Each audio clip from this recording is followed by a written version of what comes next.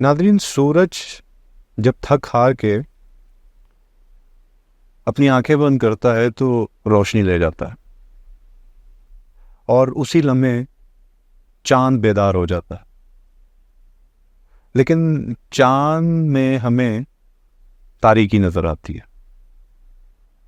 تاریکی میں ٹمٹماتے ہوئے تاروں کو بہت کم لوگ ہوتے ہیں جو غور و فکر سے دیکھتے ہیں، اور وہ غور و فکر انسان کو فلکیات سے، قدرت سے، نیچر سے سوال اٹھانے پر مجبور کرتی ہے.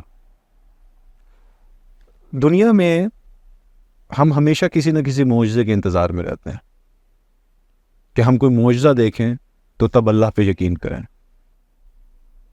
ناظرین، آج میں آپ کو ایک ایسا معجزہ بتاتا ہوں جو اللہ تعالیٰ نے آج تک، وہ بلا تفریق کسی مذہب سے تعلق رکھتا ہے، وہ کسی فرقے سے تعلق رکھتا ہے، وہ کسی رنگ و نسل سے تعلق رکھتا ہے، ایک ایسا معجزہ ہے جو اللہ انسان کو روز دکھاتا ہے، لیکن اس کو سمجھنے کے لیے غور و فکر والے لوگ درکار ہوتے ہیں.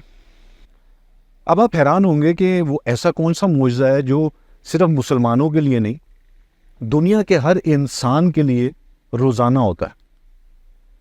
جی ناظرین، بالکل اسی طرح جس طرح چاند کی روشنی میں ہم مدھم تاروں کو دیکھتے ہیں، انسان بھی جب اپنے خیالات اور دھیان سے تھک جاتا ہے تو وہ آنکھیں بند کر کے سو جاتا ہے، جس میں اندھیرا ہوتا ہے. لیکن اس اندھیرے کے اندر ایک معجزہ ہوتا ہے، تقریباً ہر روز اور زندگی کے تمام سال. وہ ہے جو انسان خواب دیکھتا ہے. ناظرین، کبھی توجہ کیجئے اس بات کے اوپر کہ یہ خواب ہم کہاں سے دیکھتے ہیں. اگر ہمیں کوئی بستر پہ لیٹا وہ شخص دیکھے تو اس کے خیال کے مطابق تو ہم ایک زندہ لاش پڑے ہوئے ہیں، سوئے پڑے ہیں. تو ہم خواب میں وہ کون سی آنکھیں ہیں جو کھلی ہوئی آنکھوں کے ساتھ دیکھ رہے ہیں؟ وہ کون سی زبان ہے جو کہ بستر پہ تو خاموش ہے لیکن خواب میں وہ کسی سے گفتگو کر رہی ہے؟ حضرین، جیب میں پیسے نہ ہونے کے باوجود خواب میں یہ کون سا کردار ہے جو بغیر ٹکٹ کے، بغیر پیسوں کے سفر پہ نکل پڑتا ہے،